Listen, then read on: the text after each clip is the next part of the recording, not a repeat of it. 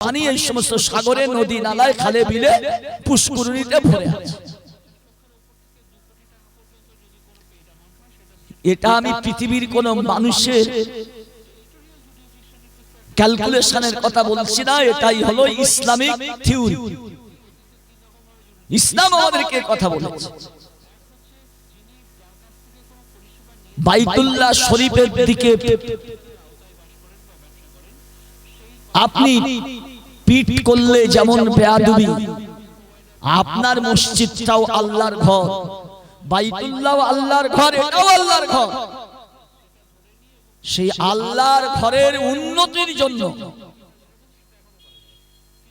আজকের জলসা খেলনা নয় যে একটা বক্তা 25,000 টাকা দিয়ে আসছে, 2 ঘন্টা তার বক্তৃতা শুনে নেব, ঝামেলা শেষ।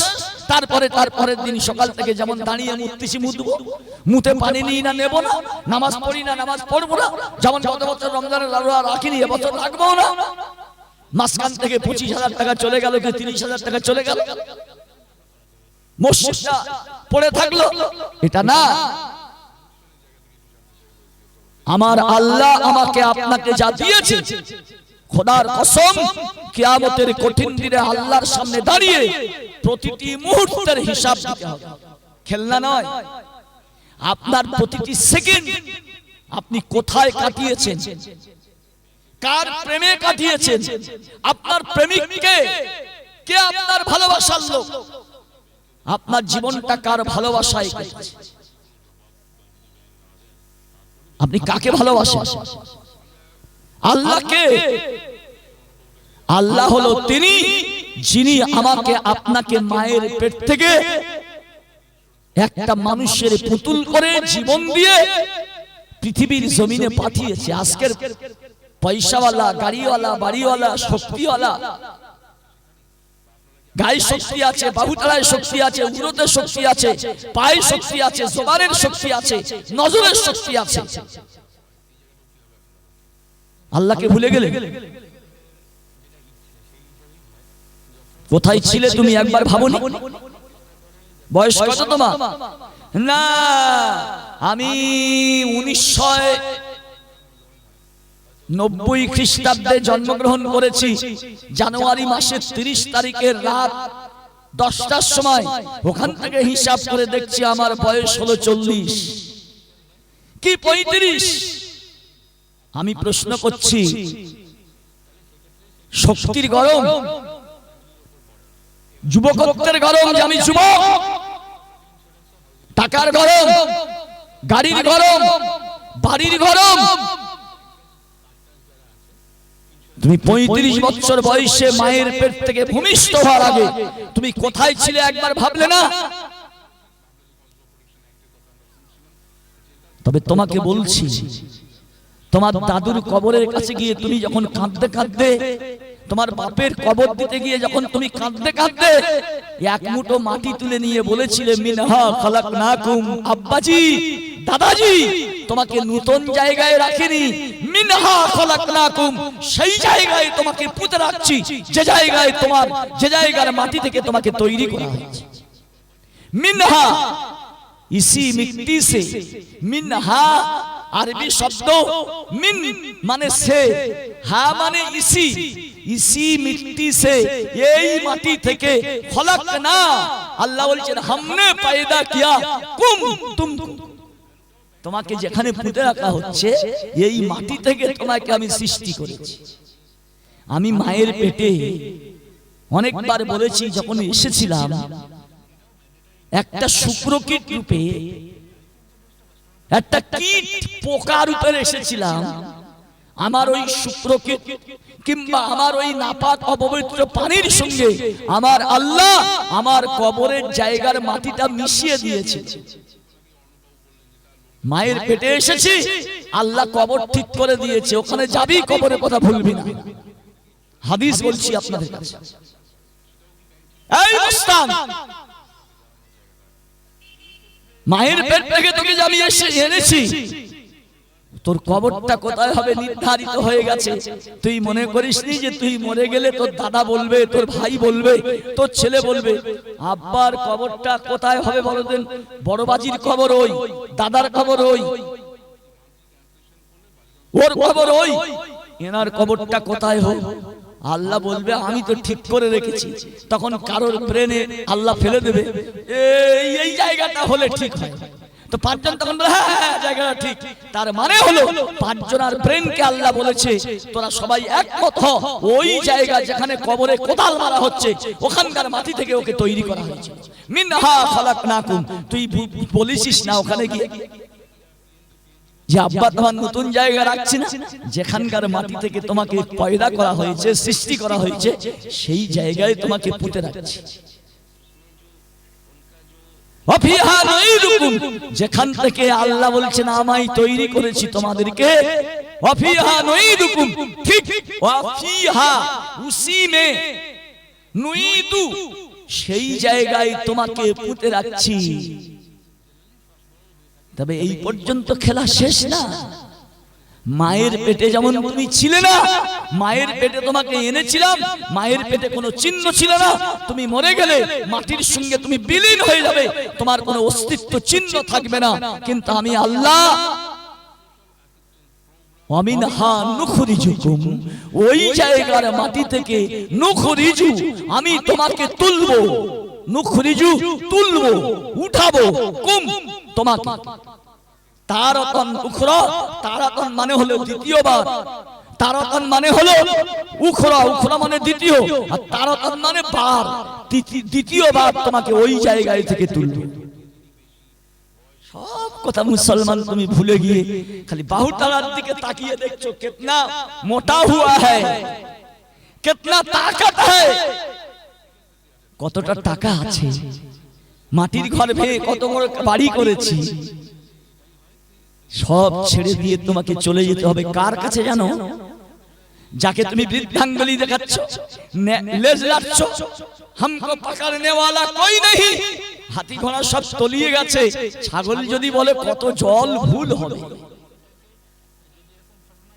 ফেরাউন চলে গেল, সাদ্দাত চলে গেল, হামান চলে গেল, কোটিপতি চলে গেল, লাখপতি চলে গেল, সম্রাট চলে গেল, রাজা ধীরাজরা চলে গেল, সব চলে গেছে, তোমার মুস্তানিও থাকবে না, তুমিও একদিন চলে যাবে। একটু মরণের পরের চিন্তাটা করো না। 170 ঘর গাজীপাড়ার ভাইরা, আমি গতবারে ওই গাজীপাড়ায় জলসা করলাম কয়েকদিন আগে, ওই গাজীপাড়ায়, কাশীপুর গাজীপাড়া। গাজী শব্দটা নিশ্চয় আপনাদের কোন পূর্বপুরুষ গাজী তাকেই বলে ধর্মীয় যুদ্ধে জয়লাভ করে যে ফেরে তাকে বলে গাজী।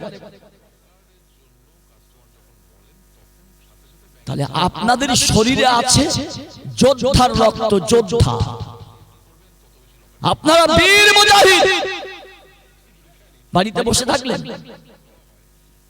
বিবি বাচ্চা ছেলে পুলে স্ত্রীপুত্র পরিবার পরিজনদের মহব্বতের আকর্ষণে বাড়িতে জমে বসলেন।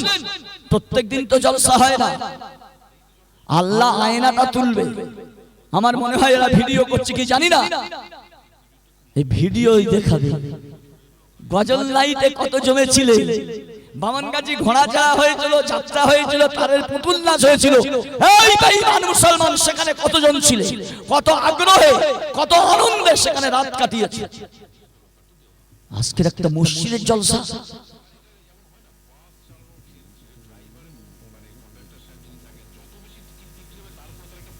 ভাই কর্তৃপক্ষ বলছেন যে সমস্ত দোকানদার ভাইরা এসেছেন আপনারা ঘড়ি দেখবেন, 9টার সময় আপনারা দোকান বন্ধ করে দেবেন। যদি কর্তৃপক্ষ আপনাদের দেখে যে দোকান খোলা রেখেছেন, তাহলে কিন্তু এনাদের একটা রিপাবলিকান কার্ড আছে, লাঠি সোটা নিয়ে যাবে, দোকান ভেঙে ছড়িয়ে মরিয়ে দেবে। তখন বলবে ও বাবারে হাবারে বাবারে বাবারে কি হয়ে গেল, আগে থাকতে সাবধান করে দিচ্ছি। যাক, আমি আপনাদের কাছে যে কথা বলছিলাম, বুকটা একটু কাঁপে না? আমার আল্লাহ বলছেন ইয়া আইয়ুহাল ইনসানু মা গররাকা বিরাব্বিকাল কারীম। কার ধোঁকায় পড়েছো? বিবির ধোঁকায়, বাচ্চার ধোকায়, টাকার ধোকায়, জওয়ানির ধোকায়, শক্তির ধোকায়। কে তোমাকে ধোকা দিয়েছে? ইয়া আইয়ুহাল ইনসান মা গররাকা বিরাব্বিকাল কারীম। যে আল্লাহ তোমাকে পৃথিবীতে পাঠালো সেই আল্লাহকে ভুলে কার ধোকায় পড়েছো তুমি? আল্লাযী খলাকাকা ফাসাওয়াকা ফাআদালাকা। আমি কি সেই আল্লাহ নই যে তোমাকে সৃষ্টি করেছি, তোমাকে সুবিন্যস্ত করেছি, তোমাকে পরিপূর্ণ সুন্দর একটা কাঠামো দিয়ে তৈরি করেছি? সে আল্লাহকে ভুলবেন না। আল্লাহর হাতে আমাদের সবটি বাঁধা। আমি অনেকবার বলেছি, কেউ মারা গেলে হঠাৎ আমরা বলে দিই ইন্না লিল্লাহ। ইন্না মানে কি? নিশ্চয়ই আমরা সবাই। ভালো করে শুনে নেন, আরবি ভাষায় ইন্না মানে হলো নিশ্চয়ই আমরা সবাই, লিল্লাহ আল্লাহ। আমরা আমাদের নয়, বিবির নয়, বাচ্চার নয়, ছেলের নয়, মেয়ের নয়, টাকার নয়, পয়সার নয়, বিল্ডিং এর নয়, গাড়ির নয়, বাড়ির নয়, নেতার নয়, নেত্রীর নয়। ইন্না লিল্লাহ নিশ্চয়ই। তার মানে আমার এই কথার মধ্যে সন্দেহ নেই যে আমরা সবাই আল্লাহ। যে আল্লাহর আমরা, ওয়া ইন্না ইলাইহি রাজিউন, সে আল্লাহর দিকে, ওয়া ইন্না নিশ্চয়ই, ওয়া ইন্না ইলাইহি সেই আল্লাহর দিকে, ইলা মানে দিকে, হি মানে ওহা, ওহার দিকে, রাজিউন প্রত্যাবর্তন করতে হবে। সে আল্লাহর দিকে ঘুরে ফিরে ফের দেখে হবে। ঢেকি যত দোল খাও না কেন, ঘরে এসে তোমার পড়তে হবে। পৃথিবীর কোন ক্ষমতা তোমাকে আল্লাহর ধরা থেকে বাঁচাতে পারবে না। ইন্না বাতশা রাব্বিকা লাশাদীদ। আল্লাহ ধরলে পৃথিবীর কোন ক্ষমতা তোমাকে রক্ষা করতে পারবে না। হ্যাঁ ঠিক আছে, শক্তি যেটা পেয়েছো ওটা আমি দিয়েছি না? শক্তি যেটা পেয়েছো ওটা আমি দিয়েছি। আমি আমিনুদ্দিন, আল্লাহর কসম আপনারা দেখেন, অন্তত 5-7 বার এমন অবস্থা হয়েছে আমি নিজেই ভেবেছি, চোখ থেকে পানি ঝরছে, এই মনে হয় আমার মৃত্যু হয়ে যাবে, এই মনে হয় আমার মৃত্যু হয়ে যাবে। বাড়িতে থাকতে, অপারেশন তখন হয়নি, বাড়িতে কান্নাকাটি পড়ে গেছে, দম আসছে আসছে, 5 থেকে 7 বার সেলাইন চলছে। এইরকম পরিস্থিতি। ভালো করে ওই টাকা আমার বাড়িতে যারা গিয়েছেন তারা দেখেছেন, আমি যে ঘরে থাকি ওই ঘর থেকে 4টে পা আসলে আমার বারান্দায় একবারই ওই সিঁড়ির নিচে বাথরুম। ওই টাকা এসে বাথরুমে পায়খানা করব এই ক্ষমতা আমার ছিল না। আমার স্ত্রীর একলার কাঁধের উপর ভার দিয়ে পায়খানা করতে আসবো তাও আমার ক্ষমতা ছিল। দুজনার কাঁধের উপর ভার দিয়ে কোন প্রকারে এসেছে। এই পরিস্থিতি আমার হয়েছিল যে আমি মরে যাব, মরে যাব, মরে যাব। কেন? ডাক্তাররা বলছে আপনার লিভার তো শেষ। তার মানে আল্লাহ আমার যে লিভারটা দিয়েছিল কোন কারণবশত সেই লিভারটা সম্পূর্ণ ড্যামেজ।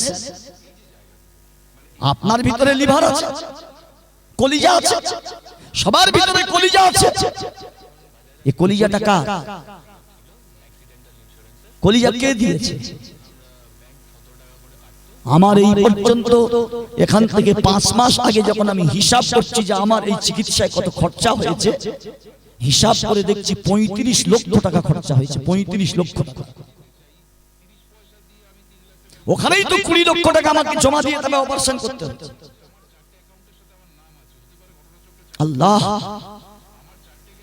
আমি এটা কথাটা এই জন্য বলছি যে এর থেকে আপনারা শিক্ষা নেন যে আল্লাহ আমিনুদ্দিনের মতো আমাদের লিভারটা যদি তুমি অচল করে দাও আমরা অন্ধকারে আছি, বুঝতে পারবো না লিভার কি হচ্ছে। এ আল্লাহ, তুমি আমাকে সুস্থ রেখেছো, সবল রেখেছো, চলতে পাচ্ছি, খেতে পাচ্ছি, উঠতে পাচ্ছি, বসতে পাচ্ছি, কথা বলতে পাচ্ছি।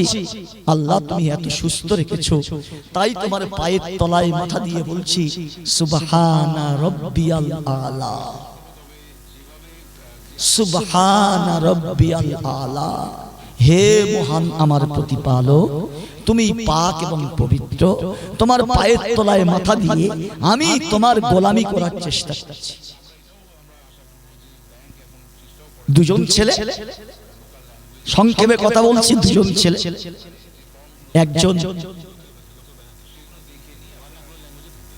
হযরতে ওমর রাদিয়াল্লাহু তাআলা আনহু, দ্বিতীয় খলিফা ওমরে ফারুক রাদিয়াল্লাহু তাআলার ছেলে একজন, নাম তার আব্দুল্লাহ। আর একজন হলেন হযরতে আলী রাদিয়াল্লাহু তাআলার বড় ছেলে হযরতে হাসান, বয়স কম। দুজনে বলছে চল ওই লোকমান গাজী ভাইয়ের মরহুম হাজী সাহেবের যে দিঘি আছে, দিঘির পাড়ে একটা খেজুর গাছ আছে, ওই খেজুর গাছের খেজুরগুলো পেকে টস টস টস টস করছে, চল। ও খেজুর পড়ে যাবে, ওরা বড় লোক, ওরা খেজুর টেজুর নেয় না।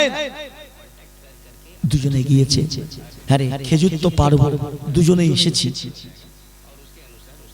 তো কে কতটা পাবি? দুজনে চুক্তি করেছে যে যা খেজুর হবে তুই হাফ, আমি হাফ। দুজনে চুক্তি করেছে। গাছে উঠবে কে? তো আব্দুল্লাহ বলছে, ওমর রাদিয়াল্লাহু তাআলার ছেলে বলছে যে আমি গাছে ফাছে উঠি না, তুই নবীর নাতি, তুই নবীর নাতি গাছে উঠেছে। গাছে উঠে দেখছে খেজুর পেকে টস টস টস, নলা সামলাতে পারে না, একটা করে খেজুর ছিঁড়ছে, মুখের ভিতরে দিচ্ছে, একটা খেজুর ছিঁড়ে নিচে দেয়, একটা খেজুর গালের ভিতর দেয়, আর একটা খেজুর, আর দুটো খেজুর ছিঁড়তে ছিঁড়তে দুটো খেজুর খেয়ে ফেলছে, দুটো খেজুর নিচে দিচ্ছে। আব্দুল্লাহ নিচে থেকে দাঁড়িয়ে বলছে, ভাই তুই এ কি করছিস? আলোচনা হলো যা খেজুর হবে তুই হাফ, আমি হাফ, তা তুই খেয়েই তো পয়সা দিচ্ছিস।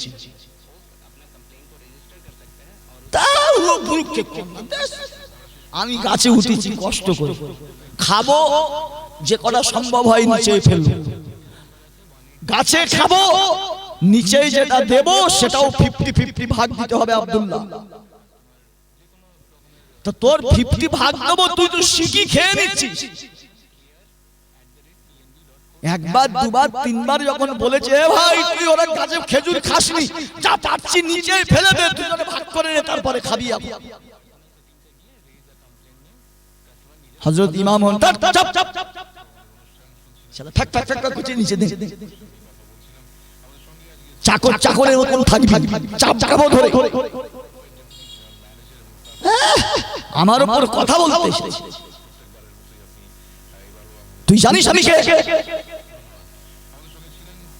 আমি হলাম বিশ্ব নবীর নাতি, তোর যদি একটাও খেজুর না দিই কিছু বলতে পারবি না, আমি নবীর নাতি। আব্দুল্লাহ বলছে, তুমি নবীর নাতি হওয়া যাও, তাই বলে অন্যায় করে খেজুর বেশি খাবে? এ তখন নিচে খালি যখন বকতে না, শালা গোলাম, গোলামের বাচ্চা গোলাম, চাকরের ছেলে চাকর, চাকরের ছেলে মনিবদের কাছে অত কথা বলবি কেন? আমি কার বেটা জানিস? অর্ধেকটা পৃথিবীর যে সম্রাট, আমি ওমরের বেটা। নবীর নাতি হলে কি হবে? আমার বাপ রাষ্ট্রপতি, কোথায় কি বলছিস সামনে বলবে, সামনে আবার কি? তুইও চাকর, তোর বাপ আমাদের চাকর, চাকর চাকরের মতন থাকবি, মনিবের উপর কথা বলবি না। আব্দুল্লাহ ইবনে ওমর বলে, খাজুরির নিকুচি করে, শালা রাষ্ট্রপতির ছেলেকে এত বড় কথা বলবি, আর আমি মেনে নেব? চললাম, রইল তোর খেজুর, আমি চললাম। ভালো করে শুনবেন, কঠিন কথা বলছি। বাপের কাছে গিয়ে বলছে, আব্বা তুমি তো পৃথিবীর রাষ্ট্রপতি। বলছে, হ্যাঁ অবশ্যই, আমিরুল মুমিনিন খলিফাতুল মুসলিমিন, কিন্তু নবীর নাতি আমাকে এত বড় একটা গালি দিয়েছে, আপনি বিচার করবেন না? এই কি বলেছে? বলছে, আব্বা এ কথা বললে তোমার গা গরম হয়ে যাবে। বলে, আরে কি বলেছে বল? বলছে, নবীর নাতি বলেছে, আমাকে বলেছে এই গোলামের ইউটিউব চ্যানেলটিকে আরো নতুন নতুন গজলের ও ওয়াজের ভিডিও দেখুন। সবার প্রথমে লাইক, কমেন্ট ও শেয়ার করতে ভুলবেন না। ক্যামেরা ও প্রজেক্টর পর্দা মেশিন ভাড়ার জন্য যোগাযোগ করুন 9733640054 এই নম্বরে।